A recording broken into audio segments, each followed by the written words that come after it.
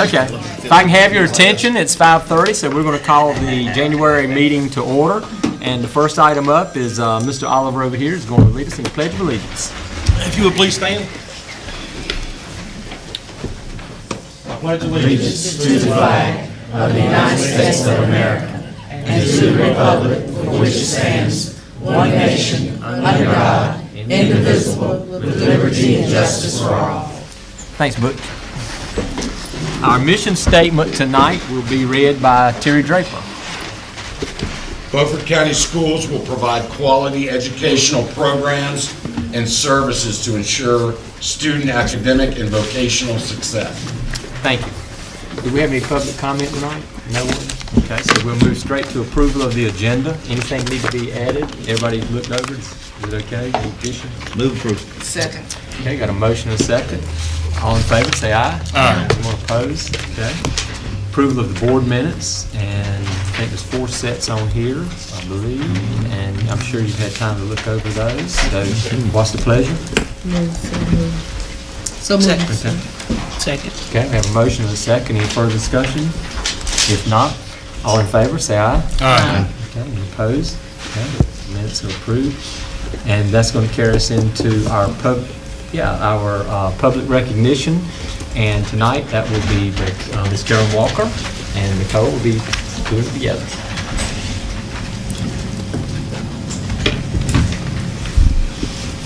Good evening. For this meeting, we will be recognizing both our December as well as our January character education winners. In the month of December, the character trait that was recognized is gratitude, and our gifts for our winners were sponsored by Fish Hooks of Belhaven. At the elementary level, the nominees were from Chocowinity Middle, Maya Bryant; from Chocowinity Primary, Raekwon Blunt; from Eastern Elementary, Shaheem Person; from John Cotton Taylor, Emily Lopez Chavez; from John Small, Kennedy Ross; from Northeast Elementary, Jasmine Sanchez Garcia; and from S.W. Snowden, Dana Morgan. And the winner at the elementary level was Raekwon Blunt from Chocowinity Primary. If he will come forward.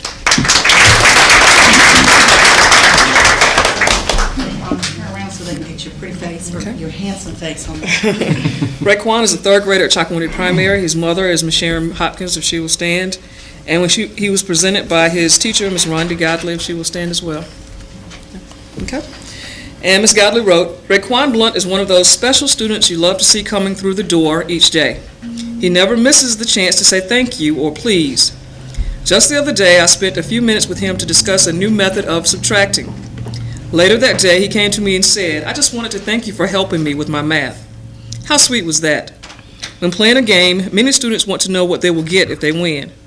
Raekwon is quick to remind them that being able to play a game is reward enough. His grateful nature shines not only with his teachers, but also with his classmates.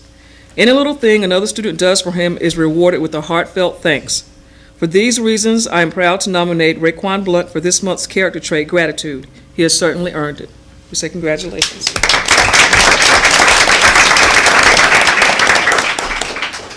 All right, Rachel. We've got a gift for you here. There's all kinds of goodies in the back. There's a gift certificate in the front. You might want to give that to Mom. But on behalf of the Beaufort County School Board, we are very grateful and show our gratitude for you for being such an upstanding young man. And I hope you continue to do that and show others how to act in school. And right now, I'd like for you to go around here and shake each board member's hand. Thank you. And then I'll meet you on the other side. I'm so proud of you. Great job. That was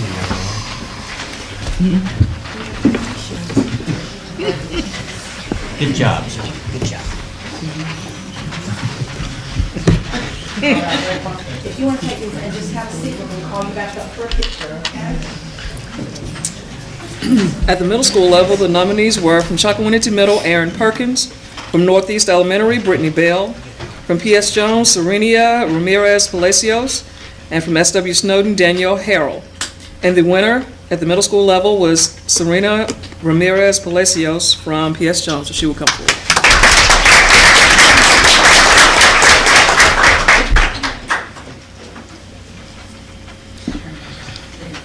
And Serena is an 8th grader at P.S. Jones. Her mother is Paula Ramirez Palacios, if she will stand.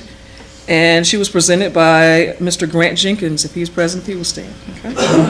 And he wrote, "There is no student of whom I have taught who better exemplifies gratitude as a character trait than Serenia.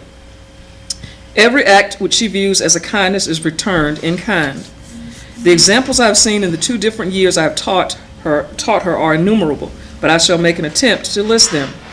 Giving me a handmade birthday card along with homemade tamales in which she thanks me for helping her throughout these 2 years in my class. Saying thank you whenever she receives something from either teachers or students. Graciously thanking me for giving her a Wonder Woman, her favorite character doll, from my classroom. Volunteering to help clean up the room and cafeteria, and eagerly volunteering to help other students without any need or expectation of reward. It is my sincerest hope that Serenia will be recognized for her continual and sincere gratitude which she shows to everyone around her." We say congratulations. And Serenia, we also have some goodies, and your certificate and your gift card is in there. I'm going to have you do like Raekwon, and if you'll go to all the way and shake your hand on each on the other side. And just so you know, Ms. Walker likes tamales too. Congratulations. Thank you, sweetie.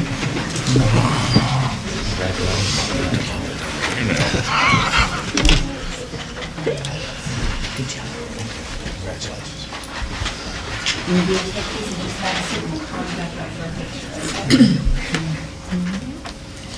At the high school level, the nominees were from Northside High School, Haley Burbage, from Washington High School, Armando Benitez, and from Southside High School, Sakira Daniels. And the winner at the high school level was Armando Benitez from Washington High School, if he will come forward.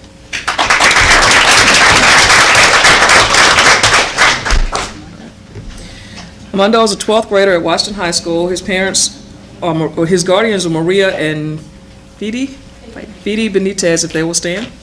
And he was presented by his teacher, Ms. Beth Pippin, if she will stand as well. It says, Armando has just moved to North Carolina. He is here with his sister and other family members, but away from his parents. Armando has had a hearing impairment and facial numbness since birth. He doesn't let this hold him back. He is friendly, polite, outgoing, and grateful. He truly has an attitude of gratitude. He always thanks me for helping him and does it with a smile. His sister told me that when he got his first paycheck from McDonald's, he sent half back to his father, and with the other half, he purchased household supplies like toilet paper and paper towels. My heart almost exploded when I heard this. What teenager spends his first paycheck not on himself? I know Armando is thankful to be in North Carolina. That is not to say that he doesn't miss his mom and dad, or that being the new kid hasn't been hard, but I've never heard him complain. I've never seen a sad look on his face. He is a great example of making the best of his situation. We say congratulations. On behalf of the Beaufort County Board of Education, we want to show our gratitude to all that you're doing to set an example for other students. We appreciate what you're doing. If you want to go and shake the board members' hand. Congratulations.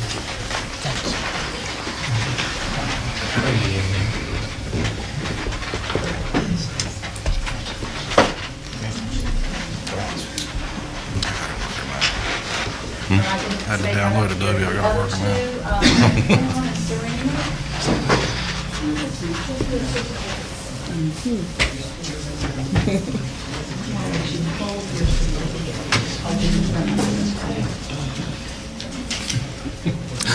He's getting good at graphing that.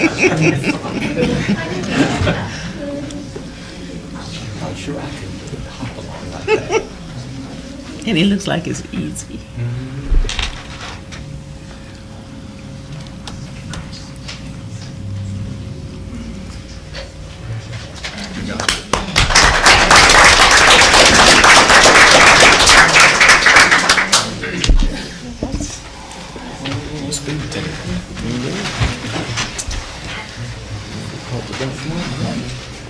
For the month of January, the character trait that was recognized is self-discipline. And the prizes for the month of January were sponsored by East Coast Wings of Washington. And the nominees at the elementary level were from Bath Elementary, Peyton Cooper; from Chocowinity Middle, Michael Allen Gerard; from Chocowinity Primary, Nathaniel Eccles; from Eastern Elementary, Jenny Uzel; from John Small, Uriel Marquez; From Northeast Elementary, Haley Potter. And the winner is Haley Potter from Northeast Elementary. She will come forward. So they can get you on. Haley is a third grader at Northeast Elementary. Her mother is Miss Sally Potter, if she will stand. And she was presented by Miss Anita Rayburn. If she's here, she will stand. Okay. And Miss Rayburn said the following: Haley is a hard worker and is very self-disciplined. School doesn't always come easy to Haley, but she works harder than anyone I know. She does routine tasks before she's asked to. She is very conscious about completing her work and doing it correctly. Also, if she doesn't understand the concept, she will work continuously and in different ways until she achieves the task. She does a lot of reading and writing in her spare time to help her fluency in this subject. Haley is very self-disciplined and it's a pleasure to teach. We say congratulations to Haley. We've got a bag of goodies and a certificate and your gift card to East Coast Wings is in there. If you would take this opportunity to go by and let the board congratulate you, and I'll get your name just like that. Congratulations. Congratulations.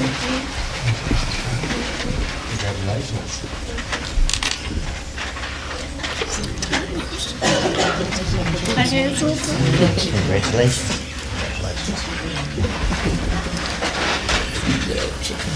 Forgot to tell you how much I love you both. If you want to have a seat, and then we'll call you back up. At the middle school level, the nominees were from Bath Elementary, Gustavo De Leon; from Chocowinity Middle, Sean Gerard; from Northeast Elementary, Grace DeHoog; and from P.S. Jones Middle School, Anna Robertson. And the winner from P.S. Jones Middle School, Anna Robertson, and she will come forward.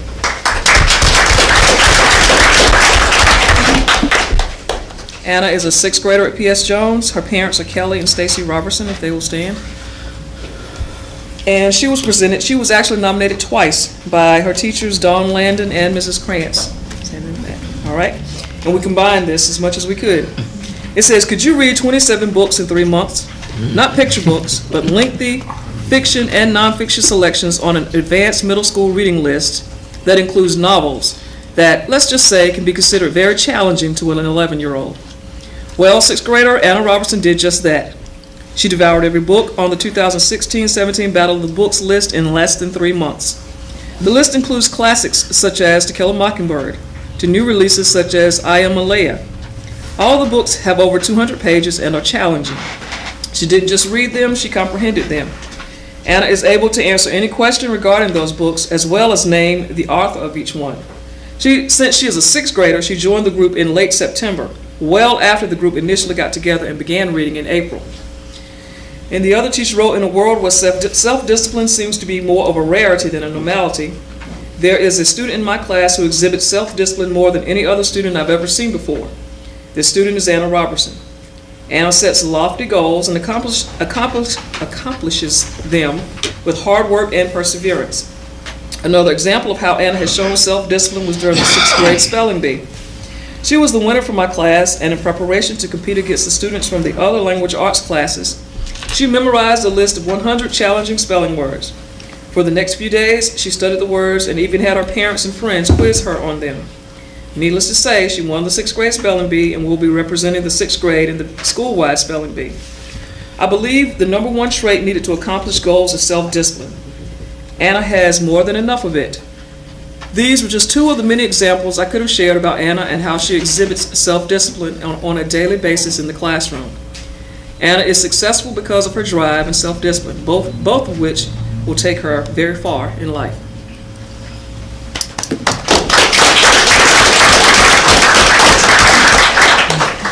On behalf of the Beaufort County School Board, we want to thank you. That is a lot of books. What a great job you have done. In here, we've got some goodies, and your gift certificate is in the front. If you would, go around and shake the board's hand. Congratulations. Keep up your work. Great job.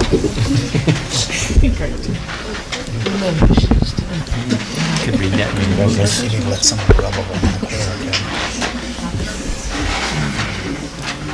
Okay? Call you back up in just a second. At the high school level, the nominees were Braden Cooper from Northside High School and Jasmine Speller from Southside High School. And the winner was Jasmine Speller from Southside High School. She will come forward.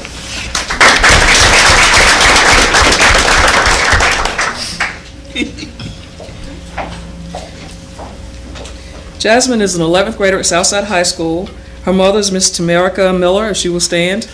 And she was presented by her teacher, Miss Tina Petty. If she's here, she will stand as well. And she wrote, "My nomination for the character trait of self-discipline is Jasmine Speller. Jasmine is taking my honors statistics class this semester and quickly learned that it was not a normal math class.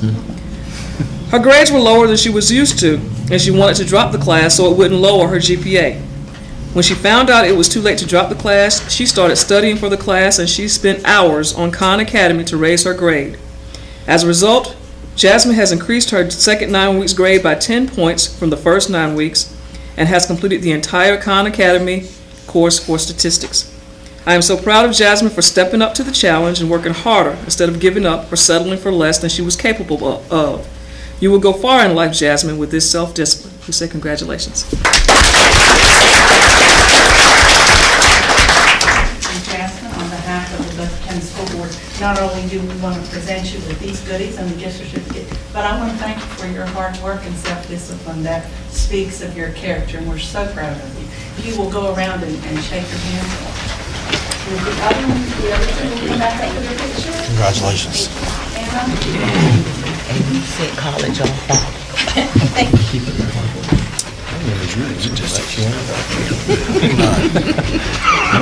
I remember her. She was in elementary. Congratulations. That's great.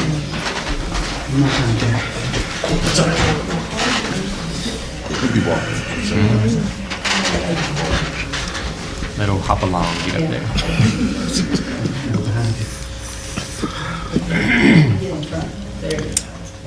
I guess fast making food, I'll be scared.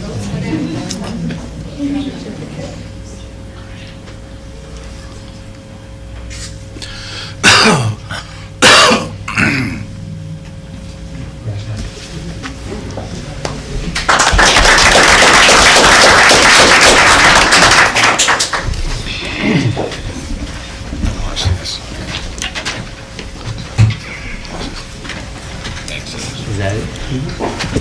Well, we want to congratulate all the award winners once again, and we want to thank all the parents and the teachers for coming out tonight and sharing this with us.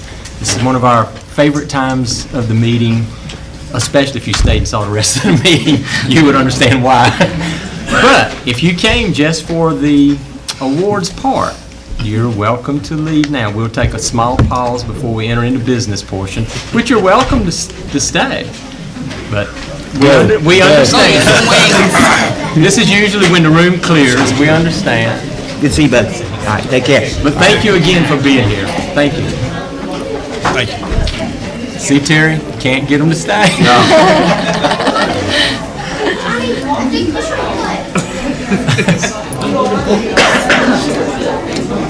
Maybe we could Might have one taker. No, she must be going to talk to somebody. Our main meeting every month, the one that's the third Tuesday. That's why we did Somebody left their keys, didn't they? Yeah, somebody won't go very far, will they? She's the lady in the red windsuit.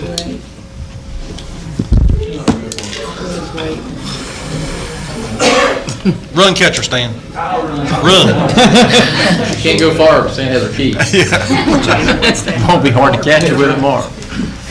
Okay, we're going to transition over into the no action portion of the meeting. And the first item up, I see some transcripts that I guess Mark Don would like to explain something to us about. Yes, sir. Just wanted to give the board an update. We have our copier contract with Toshiba, and part of that also involves scanning of certain documents. We work with different companies to do different scanning, but Scribble's company is a subset of Toshiba. They scan our documents for human resources, scan some of our transcripts and things like that. What we're moving to right now, all of our transcripts, some of them are electronic, some of them are paper, some of them are still on microfiche, depending on how long ago you graduated from Beaufort County Schools or even previous to when there were two separate school systems. And we don't have the ability to have anyone order those transcripts online. That's what we're moving to. So that we'll have an opportunity for folks to order transcripts online. They can go online, they'll be able to order transcripts from the central office, depending on when you graduated, or from the regular high schools if you graduated within the last 3 years. We also get requests for employment verification, graduation date, immunization records, birth certificates, all types of forms and parts of cumulative records from the past. And what we'll transition to is folks being able to order those online, as opposed to having to come in person and do those. The fee that we settled on was $5 for a transcript. The company there's a $3 processing fee that's included in that $5. So Beaufort County Schools would see $2 and the company would see $3. The company doesn't charge us anything to set up the website. They take care, you pay online, so we don't have to worry about receiving money. And we still have the option if people walk in, we can still work with those folks at the school level and at the central office level, but our goal eventually would be to get away from walk-ins altogether and go strictly online. But that doesn't mean we still can't do those. So we'll be working, first step is just to start getting training with all of our guidance counselors and all the folks at the school level, with Melita Bullock here, just to go through how the website works up. They'll set up the website, they'll specify it to our requests. That way it'll be routed to the right person. So when you say when you graduated, if it was last year, it'll go straight to your high school. If you say it was 10 years ago, then Melita will get an email. And then there are security measures online, so you have to identify yourself in a certain way to make sure that you're ordering your own transcripts or questions you have to ask. You can also set up a password so you can track it. We can electronically send your transcript straight to a university, so there's no middleman. It doesn't have to come to you and you take them. We can go straight to the university electronically. So should speed up. Now, we don't have a huge issue with time, but it will help folks. I see Melita usually right before community college starts. There's a frantic grab of the day of class. People come in, and so we can expedite that a little bit with those folks. Okay. We're just getting in the beginning stages, but just want to make you all aware. Anybody have any questions, Mark, about that? Now, current students still get theirs from their high school. That's correct. Current students who are in high school right now can go through College Foundation North Carolina and sign up and get free transcripts. So they don't have to buy them or order them. These are when they graduate. I mean, current students can, as long as they keep that account active, even after they graduate, it's my understanding they can have access to it. So, in theory, if every student signed up for CFNC, we would be out of transcript business altogether on down the road. I mean, it would take years to get there, but that's good for them because it's free. So I'm all for that if we can get everybody registered. I think it's important to keep our guidance offices, our counselors, reminding these students over and over and over that is the free option. There's tons of information on CFNC, from financial aid to college planning to transcripts, so absolutely. So I guess there'll be a link on the Beaufort County Schools website that they go to. Now there's a link there that you can download the form that you would then either bring in person but we'll substitute that with the new web link. Okay, but you'll just give us advice as it moves forward. Absolutely. Next step is start training folks. Nothing we need to act on anyway. So. No, sir. Okay. Thanks, Mark. Policy. Must have a policy update getting ready to take place here, Mr. Phipps. Yes, if you take a look at the attachment, it's policy 6323. We've talked about this through the years quite a bit. It's our policy on the use of activity buses. And the issue that's come up at least 3 times in my tenure here is when students are involved with throwing something off the bus and what happens. And the policy that is currently states that a student who throws an item off a bus, including paper or gum, will be banned from athletic or extracurricular participation for 365 days.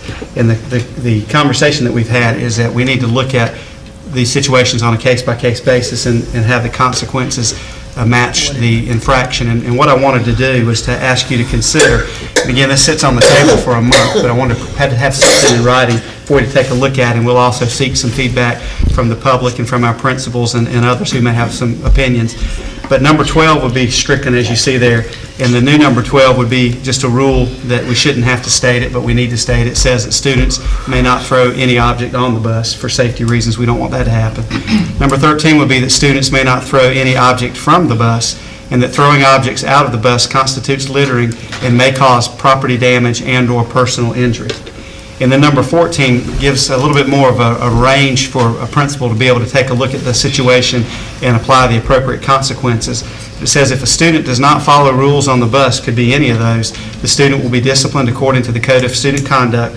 Depending on the nature and frequency of the misconduct, the student may be suspended or prohibited from participating in extracurricular activities for a period up to 365 days. So this gives the same penalty that was there if it's needed, but it allows the principal to do less if they feel like it's needed, and it puts the ball in the principal's court in terms of making that determination. I will tell you, we have some principals that would prefer to have a spelled out response, but what we try to do in our policies is to leave them broad so that they have the ability to go in and apply the consequences as they see fit. So again, this is not for action tonight, but this was trying to put something on paper with some suggested wording, and then we'll ask for feedback and come back to you in a month to ask you for approval. But That's the changing from will be to may be. That's right. Makes a big difference. And I'm sure you're right. Some principals would like the will be, some would rather have the may be. So I'm going to give it to you. I see we have one principal sitting here looking, so we'll just leave it up to that. Makes sense to me. Any questions? It's just a first reading is what this is. Do we have a policy similar to this for yellow buses? there's a bus policy. I need to pull that up to take a look at, making sure that the wording and everything is consistent with that. We had in here, we had student athlete, and we felt like it was unfair to single out student athletes because it could have been a field trip to the planetarium, and we may have a student that misbehaved. So this would not apply only to athletes, but any of our students who were on those buses. Any other questions? Okay, well, you got a month to read over it, and if you got one, let Don know about it. Let him know the question. Okay, we'll move into action, and I see a contract extension for, and I believe maybe Mr. Carroll, our new finance director, might be going to explain that. Yes, we've been working with the auditor over the last couple of weeks, trying to finalize the 2016 audit. Your contract currently says it goes through December the 31st. Since we have not finalized the last two items, which should be finalized tomorrow, we need to extend their contract to January the 31st. It requires board action and the chairman's signature. Okay. Move approved. Second. Okay, we have a motion and a second. Any other discussion quickly on this? Is there any additional funds related to extending our contract? No, sir. Just to cover ourselves. Okay, any other questions? If not, all in favor, say aye. Aye. Anyone opposed? Okay, get that, and I'll sign it before I leave, I guess, if you have it with you. Okay. Capital budget update, and Mr. Hudson, we got a couple people hobbling around tonight. I'm on my to-do. Yeah, what's been going on at the schools these days? Good afternoon. I have one item to present y'all tonight is, or for approval, would be the addition of a heating and air conditioning unit for the central office restrooms here. We sent out bid number 65 out to the general public. We received 3 bids back from 3 local contractors for the installation of a Daikin's mini splint wall-mounted unit with 2 inside Daikin wall-mounted remote control cooling and heating units to go into bathroom that would take the place of the existing boiler that we have here that would put every room on electric heat and reheat, and we could do away with the boiler, save some funds, and gain some additional storage and get rid of a costly piece of equipment outside. The budget for this project was $6,000, and it came in Robertson Heating and Air of Washington for $5,125. And of the 3, that's the one you're... Yes, sir. That's the lowest bid and compatible bid. We spec Daikin's, and that's what all 3 bid was Daikin's. So, and the reason we're staying with Daikin's, that's what we started with at Eastern, and we figured we stay with the same units, being we've got great service out of them so far. No trouble, sir. Yes, sir.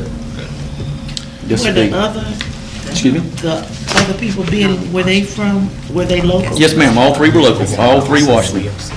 Yep. All the specs, everything good. So moved, Mr. Chairman. Second. Okay, got a motion and a second, and did you see that on there, Carolyn? She was just mentioning where they in Washington. I know they got a Williamson, but they also got an office here on 15th Street. Yes, they did. Yeah, I know they are, because I've used them a few times, I think. And they live here too. Yeah, they do good work. Any further discussion? If not, all in favor, say aye. Aye. Anybody opposed to that? Okay. don't really have any notes for you tonight like I usually do. I can come up with some if you give me a few minutes. But I'll answer. Anybody have any other questions for Stan before he slips out on us? I'm gonna say for the mention. Last year's capital budget, we talked about it, we had some items that were put off because they were either over budget or whatever. And then I know there was supposed to be some funds left over after the Eastern work. Can we come back next month and look at that? Certainly. We started working on it today. Okay. Can you speak anything? Is there any news? We were waiting to see what some of the capital fund balance numbers were, because there are some projects out there. There's a larger project also for the cooling towers at Washington High School. That's right. And the projects that we put on hold, we've already, the commissioners have endorsed those and approved them. We'd want to look at them again and look at them as a priority, but also the cooling towers at Washington. With the chillers that we put in, we're not getting the efficiency, and we're concerned about are we cutting the livelihood of the longevity of that unit down by not putting that in. So we'll come back with you. We got costs and all that, but Willie Mack, was it $290,000? Yes, sir. They've done a lot of work going through trying to make sure that everything's zeroed out, and it looks like the carryover that we've had through the years and the projects that came in slightly under budget, when you look at all of that, the number that we've got that we can work from is about $290,000. So we'd have to take a look at what those projects are, and then also the cost of doing a new cooling tower versus the repair work, whatever that term is, and then come back with some ideas of what we need to do moving forward. But our thoughts were, those items that we had set aside would be moved to the front of the list to be talked about. Yeah, that's the way I wanted to approach it. Now, how many of them? 4 of them. Okay. And at our next meeting, are you going to update us on the entryways and where we stand on those? Yes, ma'am, I will. Yep. Today was my first day back, so yeah, okay. We'll have it all well, back together. You're supposed to have it all. And that's why I also didn't have all the notes, because I remember we had already talked about having the back orders on those at the end of January. Yes, that's Might have correct. done The door's still to hold up. They've got a lot of the materials on hand, but tonight, since the order date. and we'll be closer to getting the actual delivery date by then, too. Good. Yep. Thank you. All righty, just don't be doing too many dances and stuff with that leg that is up. Thanks, Dan. Kugler Field. Mark Doan, I believe you have something to say to us about that? I do. As you may remember in the past, even though Kugler Field is under our care, the City of Washington and the Washington Youth Football League kind of split time in terms of taking care of all the mowing and ants and other related activities, maintenance of the field, and also taking care of utilities and things like that. And then last year was the first year that the City of Washington bowed out and said they no longer thanks but no thanks. So we split the time with Washington Youth Football League. So we find ourselves again in that position this year. Our maintenance staff has winterized the building. If you've been to Kugler Field lately, you notice that there are fences up. Some of them were down for some repairs, but they're all up. Fences are locked. There are no trespassing signs. We do still have a couple of soccer goals there because, my understanding, Washington High School would like to do some practice there in the spring. But we haven't turned off the electricity. I mean, nobody's using the lights, and the lights are padlocked, but we haven't stopped the service because it's just easier to not use it than it is to pay the fee with the city. Same with the water. We winterized the bathrooms, we've locked the doors. Come spring, when Washington wants to go down there, or any other school for that matter, but my guess is it'll be Washington since they're closest to use the fields, we do need to extend our contract with our landscaping company to cover the mowing, taking care of the grounds, et cetera. And to be honest with you, for the foreseeable future, instead of me coming to you each year to say this, because this last year was kind of the first time, I think, unless something happens, I think Kugler half the year will be ours to take care of. It will just be something we include in the landscaping contracts going forward, much like I would assume Snowden, assuming that continues down the road. So the price for Kugler is going to be an additional $3,120 to mow Kugler, take care of ants, etc., field maintenance for the spring. So that's what you're asking us, just to consider that part? And your approval to add it to our contract. Right. Okay. Has anybody been using it recently in an official capacity? Or is it just, when I ride by there, volunteers? I mean, just people walking on? Yeah, I mean, because I see a lot of people out there. Officially, to my knowledge, none of the schools are using it. We left, or I shouldn't say we, but the folks at Washington left a couple soccer goals down there because they were tired of moving it back and forth, because last spring they were doing practices and summer conditioning there. But beyond that, I don't know of anybody officially using it. Unofficially, I think, depending on when you go by there, Right. sometimes there are events going on that are out of our control. Yeah, I think that's all I was seeing. I was just curious. I just see people out there a lot. But I didn't think it was any particular school or anything. So, well, you're asking for a motion to approve the 3120 to add to our regular contract, so we'll be covered for those parts of the year. Okay, any questions for Mark about that? If not, what's the pleasure? Move approval. Second. Okay, a motion and a second. Last questions? If not, all in favor, say aye. Aye. Anybody opposed to that? Okay. Thank you. One that always has comments, calendar. If you open that attachment, you actually see two. You see the traditional calendar, which is your first attachment, and then the second is the early college calendar. And if we can look at the traditional calendar, and you'll notice the traditional one because it has the purple dates that start on the 21st of August. I want to bring a couple things to your attention, and we share this with the calendar committee. The calendar committee is made up of parent representatives. We have classified, certified staff members, administrators, teachers, and what we want to do is to try to get as much input on the calendar as we possibly can. And I don't ever want to go into the meeting and say, you know, I've worked on a calendar, and do you all agree that it's a good calendar? And, you know, thumbs up, thumbs down. What I try to do is to explain to them, because of the limitations that we're under with the work of the General Assembly, which really has hemmed us in the last 2 years on the calendar, this is another year where we've got some issues. And the problem is that we're not allowed to start by law until the Monday closest to August the 26th. And you see that that's on August the 28th. Because of where the dates fall, we lose a couple of dates on the weekends. And then we have to end the school year no later than June, or the Monday closest to June the 11th, and the Friday closest to June the 11th. And the Friday closest to June the 11th this coming year is June the 8th. So we can't use the 9th or 10th as school days because they fall on weekends as well. And then by law, we have to have, this is for 10-month employees, we have to have 215 days in the calendar, pay days. We have to have the same number of state holidays that state employees get, which would be 11. We have to have 185 instructional days or 1,025 instructional hours. We have to have 10 annual leave days. When you take all of that and start to subtract out where they require us to start and where they require us to end, in this year's calendar, there was only room for 4 teacher work days in the entire calendar from beginning to end. And a couple things we try to do, we try to make sure that there's not a tremendously long run from one month to the next. We try to have some things broken up. For that, everybody needs a break at some point in time. We try to build that in. We also know that we are inclined to have some inclement weather that we deal with. Sometimes for us more in the fall than we do in the winter. So if you take a look at the calendar, when Lisa and I put this together, we tried to do it in a way that would be a little bit more user-friendly. There's some color codes. Everything in red is a holiday. That's a state holiday that we're following. The 2 light blues are the beginning and ending of the school year. The purple is a required workday. The green is an optional teacher workday, which means if teachers have accumulated leave, they can take them on those days.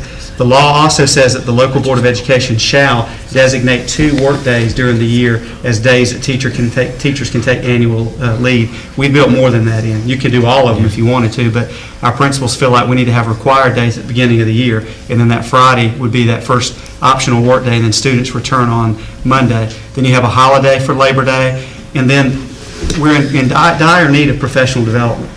But we don't have teacher work days that we can get professional development days on, so the best we can do are early release days. So all the gray days that you see are early release days. And we've got 2 early release days in the first semester, which will be in the fall and the early part of the winter, would be for professional development. And then we've got 2 early release days in the winter and moving into the spring for professional development.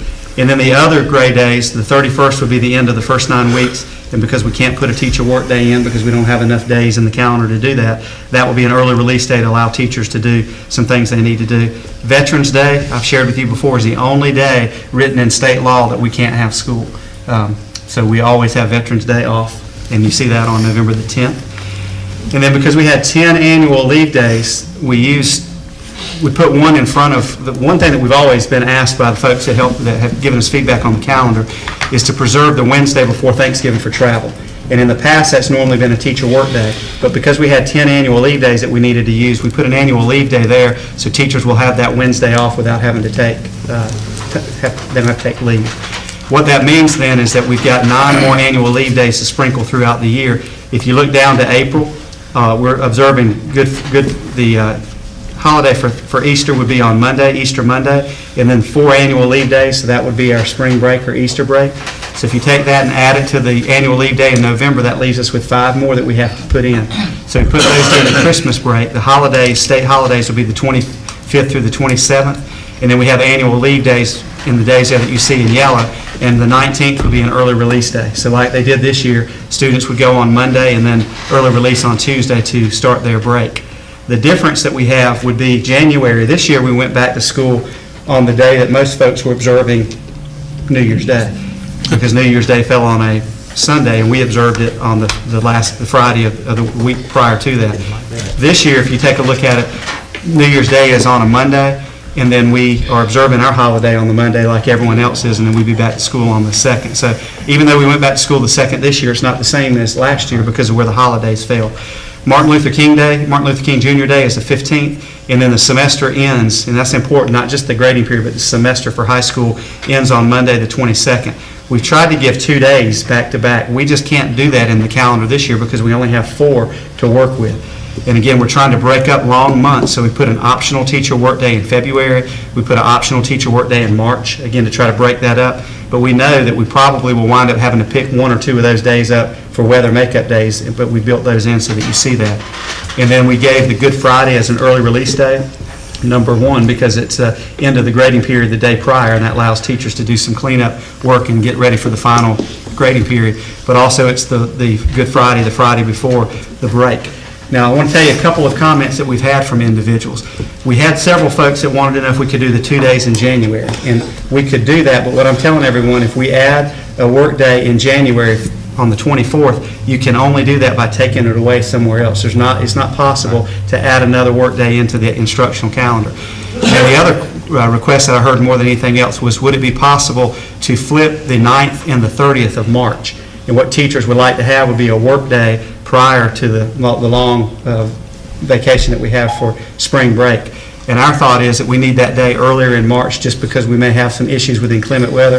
But if we push it all the way to the 30th of March, then we've got that another long stretch of time from the middle of February until we get to the end of March. So we had some folks that gave me feedback. Some folks said that it was obvious a lot of work had gone into the calendar, and they appreciated it. But everyone responded that they appreciated having the ability to offer suggestions. But I'm being really honest with you, there's not a lot of room to do anything other than what you see right here. So again, if you take a day and you want to add anything, it can only be done by removing a day somewhere else. The only way to add a teacher work day in the calendar would have been to take an annual leave day and put it before or after school starts. We've never done that, and I don't want to get in that practice because what that does is it winds up shortening our spring break or our Christmas break, and we try to preserve that as much as we can. But if you take a look at that, what you have at the end of the school year, you have Memorial Day on the 30th, the state holiday. The school would end on the 8th, which is why it's in light blue, and it's bold with a line through the number because that's the end of the grading period. And then the next 3 days would be required work days, and then the last 2 days would be optional work days. Again, teachers could work then, but that would be day 214 and day 215 of the paid days that they have. So I'd like you to take a look at that, and then while you got that on your mind, if you'll open the other document up, it's the proposed calendar. This calendar, the early college, is my personal preference of where we would be if we could get legislation to allow us to start the school year when we feel like it needs to be started. And I would never advocate that everyone around the state has to do the same thing, but if they would give local control to the LEAs to be able to determine what's best for us, starting in early August allows us the semester to end at Christmas break, so we're more on the calendar with the colleges and the universities and the community college as well, which would be very much a great advantage to us. Their calendar has a fewer number of required days at the beginning. They have the same state holidays that we do. Their annual leave days are broken down like ours are. The significant difference that you see is that they're operating on, we're operating on 1,025 instructional hours. They have more instructional days in their calendar, and they end sooner, obviously, or they end earlier, as you see on the calendar on the 22nd of May. But they're able to get their the requirements in. They're on par with the community college, which they need to be because of the schedule that they're on. So we've always adopted different calendars for those two, and we're just bringing these to you for your consideration. Again, it's been out for folks to give us feedback. I'm sure there'll be some folks that have other comments, and if there's something that comes up that's a major change that needs to be made, we'll bring it to you. And if we were to have good fortune and the General Assembly were to give us local control, we likely would come back to you and ask you to take a look at the traditional calendar. But at this point, that hasn't happened, and we can't wait any longer. We need to move forward. I can actually look at this year's calendar a little bit better and hope so. understand what we're looking at. I hope so. And this will be on one sheet of paper. There will also be contact information for the schools on the other, and we'll send this to all the students to be able to take home, so parents will have that information. Well, I know it's always a tough job to do this, so I move approval that we accept both. The only feedback that I've had has been on the March days. I've had several teachers that have expressed that we could flip those, but just because of that being Good Friday, they would, if that were optional, then they could have Good Friday off. But other than that, I haven't had any more feedback from faculties. And again, that could be done, but if you do that, you're going a long run from the 19th of February to the 30th of March. Right. We've tried to break that up. Yeah, and it is early release. We tried to provide something there if we could for families. Yeah. Well, you addressed the issue that some of them had around Christmas. That restores a little more normal than what we would normally do. And that day before Thanksgiving, that was the other one I heard about. But when you have someone telling you when to start, when to end, and how far to go in between, doesn't leave you a lot of options. A lot of So, I heard go ahead. one thing I was going to ask is, Dr. Phipps, some of the meetings that you've been in since the election is now over and done, is there any traction about giving us local control back on the calendar? We were asked earlier in the year to go all the way back to 2003 and indicate what our start and end times were. And there were at least we had some folks listening to us in the General Assembly. Whether that translates into any action this year, I don't know. We'll probably hear it again next election. We're working on that. It's another one of the initiatives that we want to push. But Those people going to be there Saturday? yes. I hope I'm wrong. And we have a meeting that Terry and I will be attending on Saturday, and that's going to be one of the issues that I'm going to ask for them to consider. Please do.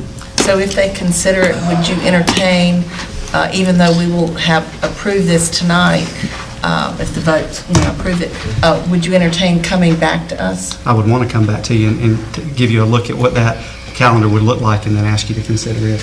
There's a tremendous advantage. So we could make changes then? The problem that we get, and I honestly get phone calls in the summer with folks that are getting ready to leave a place that they rented or something they're doing for vacation, and they'll call me and they'll say, do you know if the schedule's going to change any next year because I've got a summer rental and I need to go ahead and book it now for next year. So I understand that is an important thing too. My guess is if anything changes, it will be too quick for us to do anything for the upcoming year, but if it does, I want to come back to you and let you know what it looks like.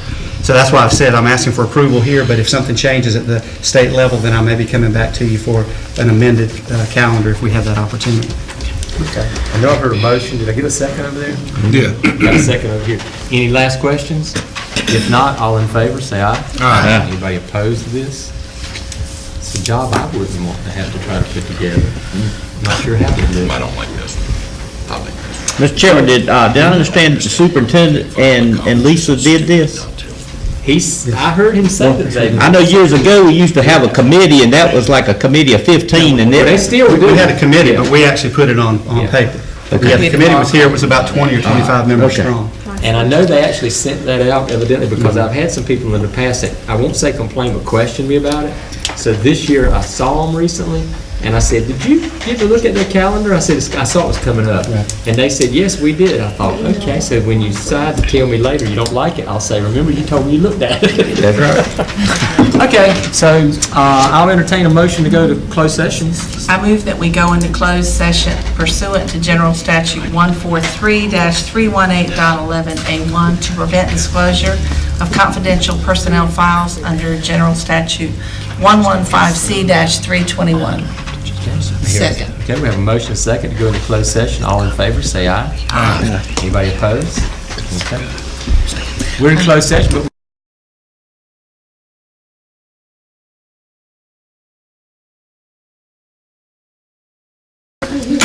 Okay, we're back in open session, and the first item of business is to approve the personnel agenda that we just, okay.